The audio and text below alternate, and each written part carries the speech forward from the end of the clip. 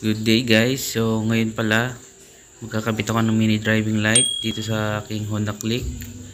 So ang unang gagawin natin, tanggalin natin yung kaha niya sa harap. Itong screw na to. Ayan. Special tools. Parang bulaklak. Ayan. Tanggalin natin yan. Pagkatapos dito naman sa ilalim may pin clip. Yan yung clip nya, at sa baba niyan may screw. Ganon din sa kabila, may pin siya. Ayan. Tapos yung screw yan, tatanggalin lang natin yan. Kaya tara, simulan na natin.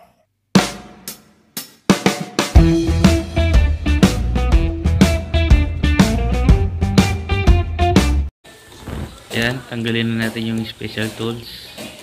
Dalawa lang yan, kabilaan, ang para siyang bulaklak. Ayan, tanggalin natin yan. At pag natanggal natin to, mabubunot na natin yung itim na kanyang kaha. Ayan, natanggal natin. Pagkatapos nyan, itong socket, dalawa, gis yan. Socket na gis, dalawa. At pag natapos natin itong tanggalin, yung pin naman yung tatanggalin natin na uli. Ayun, medyo matigas lang siya kapag tatanggalin dahil puro pin, puro clip yung kaha niya. Kakaunti lang yung tornilyo. Bali 8 lang yung tinanggal natin para matanggal tong kaha na to. Ito yung kanyang pin o yung clip. Ito yung itsura niya pagka tanggal nyo na. O yan, pag natanggal nyo lahat yon, mabubunot na yan. Hindi ko na pinakita dahil syempre kakamerahan ko. At pag nabunot nyo na yung kaha, may isang socket para sa mga signal light yon, park light, tsaka kanyang headlight. O yan, itabi lang natin, baka mabasag. Yan ang itsura niya. At dito tayo magkakabit ng mini driving light niya. Yan, kabilaan para tago. Mas maganda kasi kapag tago kaysa yung mga nakalawit. At magkakabit tayo ng relay, 4-pin relay, 87, 85, 86, 30. Yan, madali lang naman dito i-wiring. Basta sundan nyo lang yung gagawin ko para makita nyo rin, at i-test din natin kung gagana siya. Yan, kung titignan nyo, itong pula na 30, yan yung positive, direkta yan sa battery. Itong dilaw 85 ang kanyang negative o body ground. At itong kanyang number 87, kulay pula rin, yun ang kanyang switch. At itong 86 ay ang kanyang accessories. Ito ay wiring na natin ngayon. Wala na natin ngayon dito sa 87. I-tap natin sa kanyang switch. Ayan, gaganito ko muna dahil ito ay i-demo ko muna para makita nyo. At itong kanyang wire na to, yung green na yan, parang stripes. Sa yan, dito yan sa driving light, mini driving light. Yan, iwa-wiring na natin dito para mamaya magtatap na lang tayo ng kanyang battery. Itong black ground, yung yellow yung kanyang high, at ang low, itong red. So yung green ilalagay natin sa red, yan yung kulay puti na ilaw niya. Itatap lang muna natin.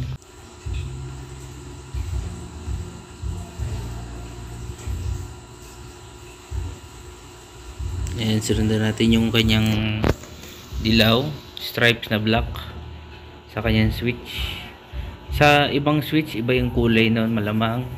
So, alamin nyo na lang kung saan yung high nya, saan yung low nya, at saka yung pinaka switch niya para gumana. O yan, na-tap na natin. Sunod na natin yung ground. Ilalagay natin dito sa ground ng relay, yung dilaw.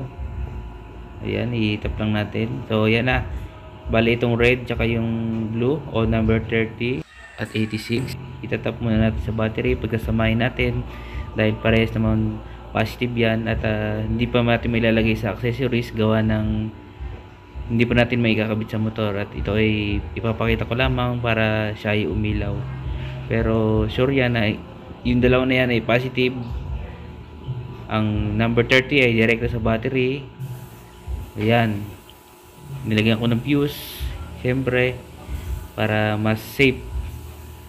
Ayan, yung blue, ayan, nakita niyo yung blue, pinagsama ko yung blue tsaka yung red, number 30, number 86, pinagsama ko, pares naman yung na positive. So ito yung ground galing sa baterya, yung dilaw, yung number 85, at ito yung positive, number 30 and number 86. Ayan, itatap lang natin.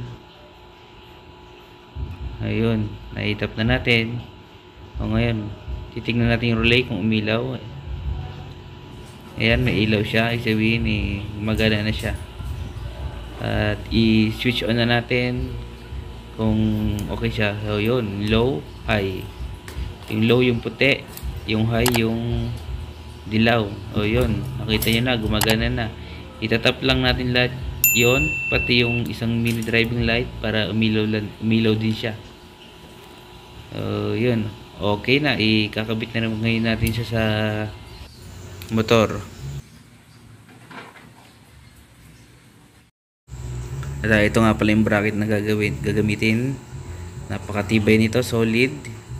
Hindi ako bumili, ginawa lang to mga retasong bakal. O yan, pag naikabit, ganyan na yung itsura niya. Ayan, lagyan ko rin ng pangontra sa kanyang tornilyo para sigurado na hindi siya malalaglag o luluwag. Bali, dalawa yung kakapit sa kanya, meron ng pangontra. Ito yung kanyang isang view. Ayan, pag nakabit, mas maganda, malinis tignan dahil tago. O yan ang kanyang itsura kapag naikabit na. At ito pa yung isang view niya pag nakatalikod. Ayan, sa loob. So magandang tignan, linis yung bracket niya. Ayan, napakatigas, walang kalug-alog, solid yung bakal na yan, ritaso lang. Ito, tinap ko yung isa sa relay, yung number 30 positive, direkta sa battery at may fuse. Ito na, nai-wiring ko na siya.